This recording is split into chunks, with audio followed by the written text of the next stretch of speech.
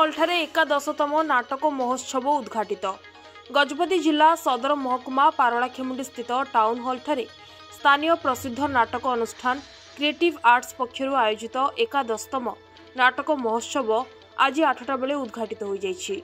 मुख्य अतिथि रूपे पूर्वतन पारला विधायक के नारायण राव और मोहना विधायक दाशरथी गमांग, सम्मानित अतिथि भावे जिलापाल विजय कुमार दास, जिला संस्कृति अधिकारी अर्चना मंगराज एवं क्रिएटिव आर्ट्स अनुष्ठान सभापति नरसिंह पट्टनायक जोगदे आज कार्यक्रम को उद्घाटन करिसेंती।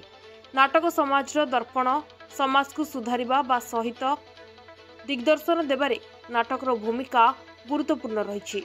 सेपरि जने मंच कलाकार मध्य निज सहित सहकर्मी को उत्तम रूपे गढ़िबारे दायित्व निभा जाइथाए।